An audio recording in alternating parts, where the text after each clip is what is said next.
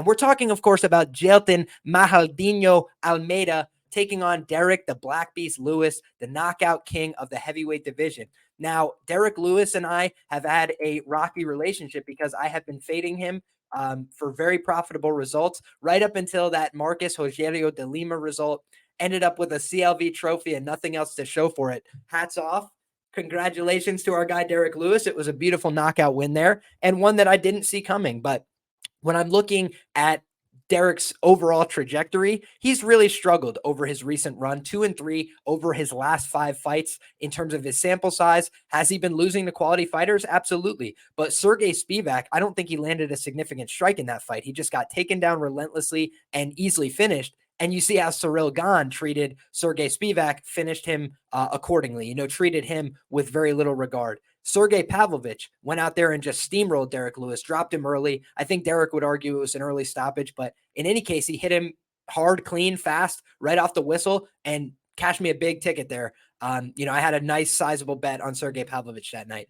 Tai Tuivasa, that was when I started my fade train in earnest on Derrick Lewis. I did bet Cyril Gane against him. I think I even picked Chris Daukaus to beat him outright. But then when you look at where I started making real money, I went 5 units on Tai Tuivasa plus 170. Thought it was an absurd price. You're talking about a guy who just is willing to take a pretty hard shot in Tai Tuivasa. Derrick Lewis, if you could criticize him, it's never been that he can't give a good shot. He's always been able to hurt people, take people out, knock them out. He's got tremendous power. He's a violent man. He doesn't have any remorse in the octagon, right? No sympathy. He's going to try and take you out. He doesn't care if you're asleep. He'll keep punching. He's that kind of guy, right? I always describe some guys are fighters, some guys are martial artists, some guys are athletes. Derrick Lewis, a former felon, right? He will do criminal acts to you in the octagon, and he does not have any, qualms about doing so. But on the other side of things, Derrick Lewis has always been a guy that's better at giving than he is at taking shots. I feel like we've seen that from all the way back in the Sean Jordan fight, way early on in his career. He's a guy that can dish out big power. He could give it, but as my guy, Best Fight Picks, Dan Levy says, can he take it too? I think that's a great question to ask. And Derrick Lewis, last time out, he didn't have to take anything, right? He just steamrolled Rogerio de Lima before the fight even got going. That was a great strategy. But this guy, Jailton Almeida, number one, he's a young guy. He's got a pretty damn insane build on him. He's a little bit smaller than Derrick Lewis. He has fought in the light heavyweight division, but I have gotten, a plus 185, I believe it was, price tag against Nasruddinov back when he was in the light heavyweight division on Contender Series. This is why Contender Series can offer you tremendous value opportunities, guys. People don't know Jailton Almeida until they know him. Now that they know him, he's minus 500 in every fight. He's minus 500 at heavyweight. He's been a huge favorite in all of his UFC bouts, but he was an underdog on the Contender Series. He was a lesser known guy at the time. Galpao de Luta, not as well known of a team, but now they're starting to put together a little stable of UFC level fighters. They're definitely putting together a quality game. And you see Jailton Almeida, what made me bet him on the Contender Series back in the day? His jiu-jitsu was phenomenal, right? I watched matches of his. I watched jiu-jitsu matches that he had on YouTube, on the Brazilian regional scene. He was a phenomenal grappler. He's very strong. You guys can see it doesn't take a genius looking at Jailton Almeida to say, wow, this guy is a phenomenal athlete. He's built like, a Greek god, right? He just has this insane muscular build to him, a different physicality than most of his opponents. When you look at the heavyweight division, the fat percentage, and again, I'm not trying to be disparaging. I'm just trying to be realistic about our expectations. The fat percentage, the body fat percentage is higher just on average. It only makes sense. But this is a guy that has a much lower body fat percentage, I would say, than the average heavyweight by a significant factor. So I think his athleticism, his youth, and the fact that this is a home match for him in Brazil, all big factors that favor a guy like Jailton Almeida. The other thing is, Derrick Lewis has always said, I'm the best blue belt in Texas. The best blue belt in Texas doesn't win many jiu-jitsu tournaments in Sao Paulo. I'll tell you guys, Brazil, elite world-class jiu-jitsu. America also has elite world-class jiu-jitsu. But I don't know that those classes are things Derrick Lewis has taken advantage of for his whole career. So even if he starts at 35, 36, 38, whatever it is, taking his career super seriously and really trying to put in that time and that work on the mats, I don't know that he can close the gap with a guy like Jailton Almeida, who's very natural with his positioning, who's very sound in how he operates on the ground. Now, in terms of a heavyweight fight on the feet, Obviously, Derrick Lewis can win this fight by knockout. He's a tremendous knockout threat. He's got a good ability to burst back up to his feet. I think people that have grappled before, know that there's always people like this in any grappling room that don't have conventional skill, right? It's not like they're doing the best framing with their elbow and their knee and they're making the right connection. It's not about that always. Sometimes it's about the fact that they're a freak athlete and they don't want to be held down. In wrestling, we say bottom is an attitude position, right? Half of it is about, yeah, I know how to get up, but half of it is about saying, you're not going to hold me down no matter what. I'm going to keep getting back up to my feet. I will not be deterred. That is an attitude. That is not a skill, right? That's not a, I'm going to move this hand here to this position. It's not a technical positioning problem, right? Derrick Lewis does a lot of explosive athletic get-ups. He just bursts back up to his feet. But a lot of that stuff works on lower level practitioners.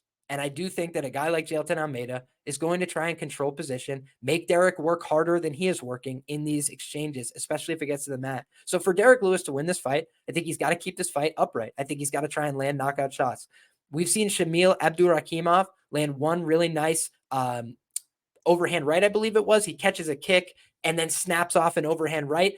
Jailton Almeida seems to have a pretty solid chin from everything I've seen so far. So you're inviting some inherent volatility in a heavyweight matchup. Derrick Lewis is a massive star, biggest star on the card by a huge margin, 2.2 million Instagram followers. The UFC loves this guy. He's been around for a long time. And by the way, when the Francis Ngannou sweepstakes was opening up, Derrick had a chance to go try and look elsewhere, right? But instead, he re-signed with the company. I believe it was an 8-fight deal. Shout out to my guy, Cashville Reek. It says, Liam with the fresh cut. You know that, brother. Had to come back looking fresh after a week off. And when we're talking about this fight on paper, I think we got two guys trending in opposite directions overall. Big bounce back win for Derrick Lewis last time. Great, job-saving performance.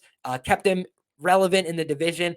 But did it tell me that all the things that we had seen in the fights prior couldn't become a problem again? Let's also talk about the fact that Derrick Lewis been submitted twice in his career, 1-2 career to the submission. Like I said, landed no significant strikes and got submitted by Sergey Spivak. I think Jailton Almeida would do bad things to Sergey Spivak. That's a personal opinion. Tai Tuivasa, another guy where if you put Jailton Almeida in there with Tai Tuivasa, based on what we just saw with Volkov, would y'all not think that Jailton Almeida is probably going to do whatever he wants on the mat to Tai Tuivasa? I think he probably would do that. So when I'm looking at this, there's opportunities for Derrick. He's got that flying knee up the middle, but I just think of Jailton Almeida as a pretty smart guy who's going to try and push him against the fence, get a hold of him, get him to the mat. And I think once he hits the mat, I do think it will be elementary. I think that Jailton Almeida is very strong and very smart in terms of how he positions himself relative to his opponents. I do think he's a handful for almost anybody in this heavyweight division. The heavyweight division overall, the grappling skill is very low. So when you have high-level grappling, you could really leverage that. I think at light heavyweight, he would be a very good fighter. I think he could compete with anybody, Jailton Almeida, that is. But I also think that when you go to the heavyweight division, the average skill level is so much lower, and I think that that's what he's been exploiting. I think that's the reason he has not moved back down in weight, personally speaking. So this is a fun fight, good action fight on paper. I would be stunned if this fight saw the distance, personally. So I think that this is a Jailton Almeida win. I think it's a Jailton Almeida finish. I wouldn't be altogether stunned if Jailton just postured up and threw some ground and pound, but he's a guy that will definitely preference the submission. So I expect Jailton Almeida to win this fight. I think he gets the submission in the first 3 rounds here. And that's as long and short as I'll be with this breakdown. Should be a fun fight. But I just don't like this matchup for Derrick Lewis. And he's normally struggled against strikers, but I think this is one of the best grapplers he's faced in the UFC in his long history. And I think that he's probably nearing the end of his run as a top guy, whereas Jailton Almeida has just arrived. So I think that this is a Jailton Almeida slamboree. And last time out against Jairzinho Rozenstruik, he had the big power. He had the, knockout threat and the ability. And that was all that was discussed in the lead up. And then it just ended up being a very quick and fundamental win for a guy like Jailton Almeida. So I think Malhadinho is going to strike again in Brazil, and I think he's going to do it inside the distance.